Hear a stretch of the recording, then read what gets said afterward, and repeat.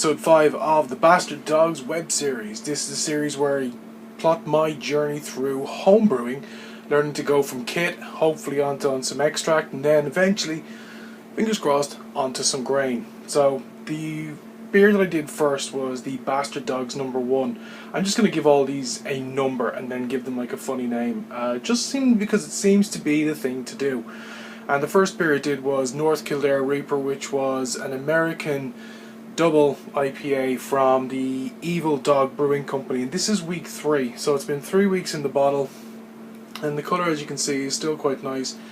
Head's alright. There's been a little bit I've let this sit in the glass for a little bit just so I could see how it got on, and you know, it seems to be quite nice. On the aroma front of things, you definitely get some of that sort of oakiness still going on, that little bit of whiskey smell going, which is still great. And definitely an awful lot of citrus from the hops, which I was expecting to get anyway. No bad thing. I do like my citrus hops, and I do like my my hops that tend to be quite fruity in that respect. So I'm definitely getting all that.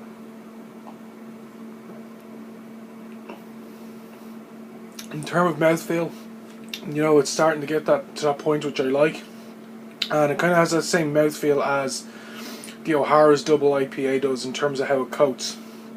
So it's not even anywhere close to, say, the way Foam and Fury just smacks you around the place, or definitely not hardcore IPA, which I'm not too annoyed about at all. And it's quite nice, and it's definitely very, very bitter, which is great. So I really love that, the fact that it does come up, and it does sort of give you a bit of a wallop as well. And it is getting quite boozy, and it definitely feels quite boozy as well, which is quite good. Which is kind of a little bit what you want for a double IPA as well. You're not drinking a double IPA because you're having a summer's day drink. You know, that's the entire point of taking imperials or doubles, is for them to be a little bit on the hectic side and a little bit busy. But nonetheless, it is something that I'm enjoying quite a lot. And sort of, I just want to sort of give a couple update on a couple of bits and pieces that I've sort of learned by osmosis. So we're the last couple of weeks, and I'm sort of going through the development of this beer, watching it sort of grow. And yes, I know it's a kit beer, which is the same thing as getting like those bread packs, and then you just add water, bung them in your bread maker, and then throw some specialty ingredients on top. I'm fully aware of that, but it doesn't mean there's not a learning process there. And you know, when you want to learn something, you always got to start at the bottom. You don't just sort of jump straight in at the very top and start doing grain brewing just out of the blue. So one of the things that I've learned with this is that, you know, the levels that I went to for this cleanliness in terms of everything else, you know, perfect. A lot of people seem to advocate like not quite going to hospital room sterile, but you know, there's nothing wrong with going to the levels that I went to as well, which was it seems to be a little bit over the top for some people. When I describe the levels that I've gone to sterilize things and the rest of it, not a bad thing, because it means that I don't end up with an infected beer. Although I've already been told the likelihood of me getting an infected beer quite slim, and not really as prevalent as you might think, unless you do something radically terrible and awful with your beer.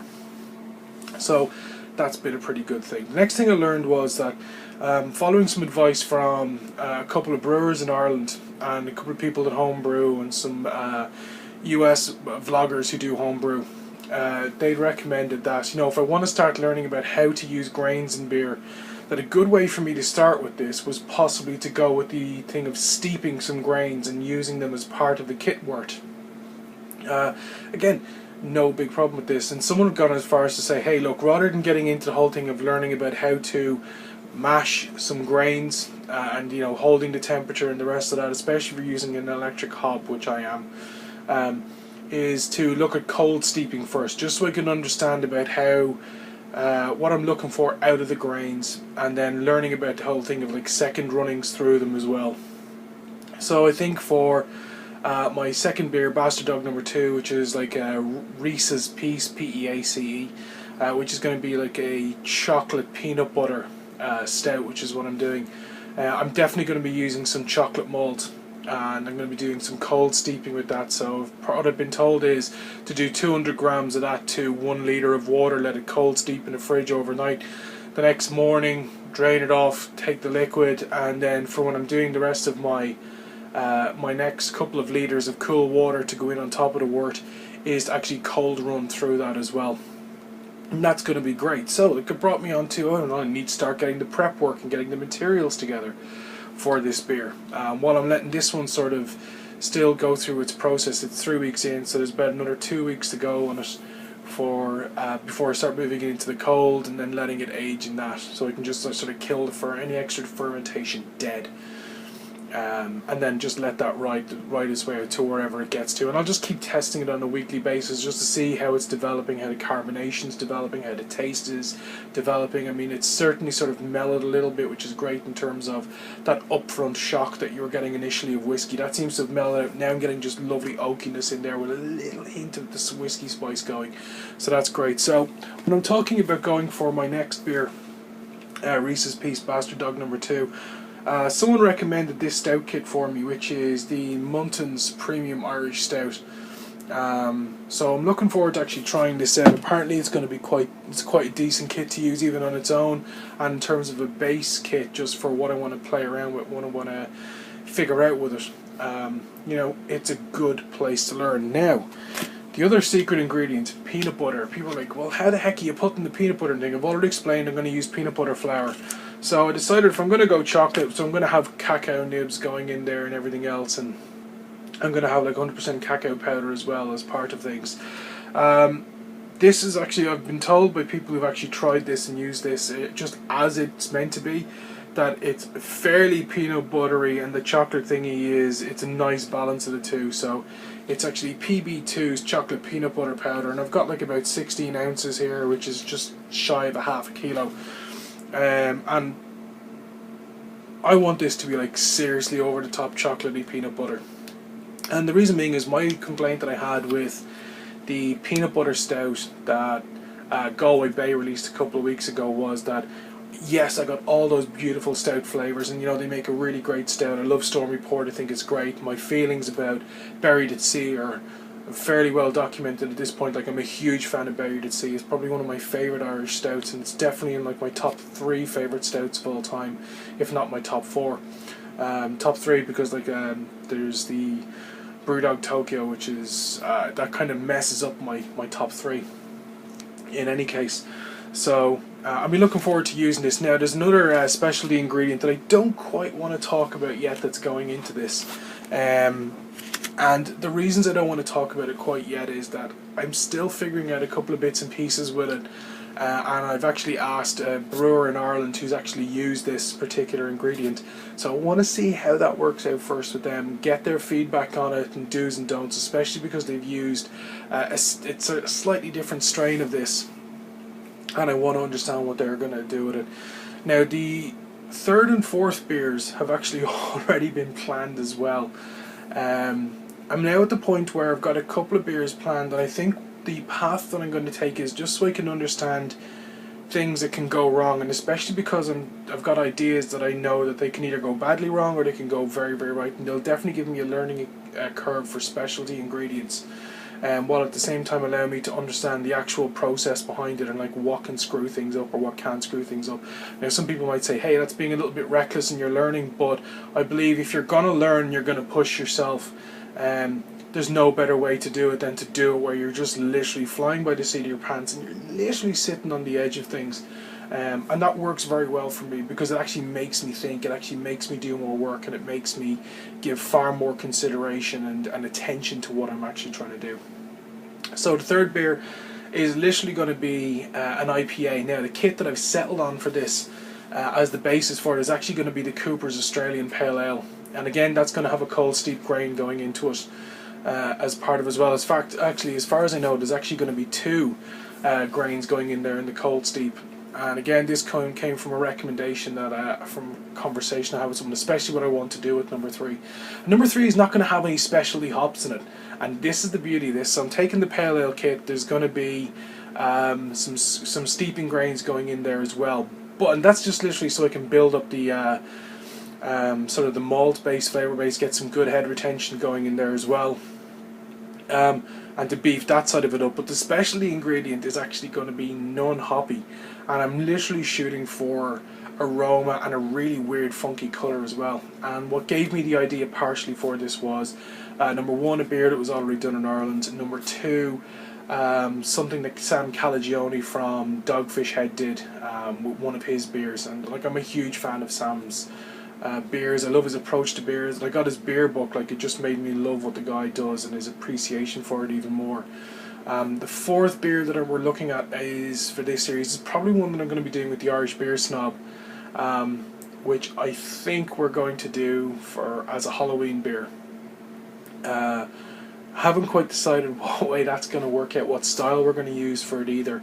I'd like us to do something kind of crazy, but because there's a couple of ideas we've had for crazy beers, because we want to do a couple of collaboration beers just for a laugh, because it'd be good fun for a pair of buddies sit down, decide, think what they're going to do for beer. He wants to do boil in the bag, and you know what, I think there might be an aspect where we can go 50-50 on this, which is great. But we'll sit down and work that out, and then we'll share it with you on an episode of Bastard Dogs. I'll bring him on and we'll do it together and talk about it.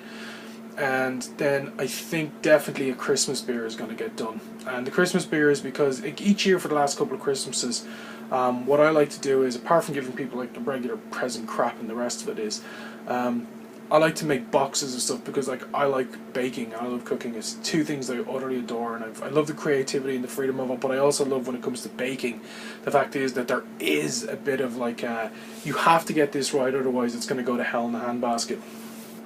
And I like that aspect of it. It makes me sort of, again, work harder, think harder, and then I've got to do something really creative.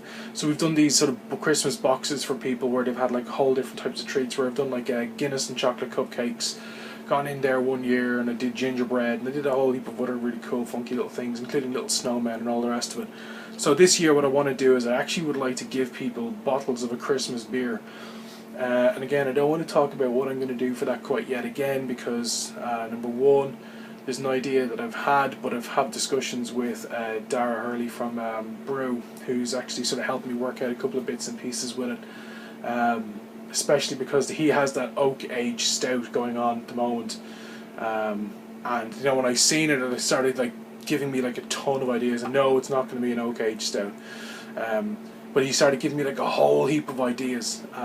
When I started talking to him, I was like, wow, I'd like to do Christmas beer, and that's just sort of giving me a couple of ideas, bounced them off, and a couple of them kind of looked at me strange, like, what are you thinking? And then a couple of other ones, he was like, no, try this, do this. So I'm going to work that out with him, and then on a future episode I'll definitely talk about it, and then that'll be really cool. I would love to know people's thoughts on the Evil Dog Brewing Kit. I've read a couple more forum posts from a couple other people, especially in the National Homebrew Club's forum. And again, if you're in Ireland and you're a home brewer, and I should take my own advice as well, because I still haven't signed up, despite the fact that my day job sponsors that website. So I really should go and jump onto it. Go on to nationalhomebrewclub.com, join up, and then get involved in the conversation in homebrew. You know, it's a great collection of people. They run some amazing events around the country. They have some great sort of local homebrewing groups that get together, share beers, share ideas, do brew days, and all the rest of this good stuff. And again, it's a really good experience, and I'm going to take my own advice and sign up on it as well. But I would love to know people's thoughts on using sort of double IPA kits, or getting into imperial kits, or sort of where they start doing weird, strange specialty ingredients. In fact, you know what? I'm going to make that the question for this episode instead. What is the weirdest specialty ingredient that when you're homebrewing you've actually tried? What did you learn from it, and did it work or did it fail? You can leave it the answer in the comment section below, and remember, you can always subscribe up above, up here somewhere. There's a subscribe button. I never know which one it is, even though like I should know at this point. I've used YouTube for long enough. I want to say thanks for checking out this episode, hitting that download button, pressing the play button. If you leave a comment, thank you very much in advance. If you subscribe, hey, thank you. I hope you keep watching it, and I hope you give me more feedback on episodes as they're going along. And remember to rate, review, and thumbs up.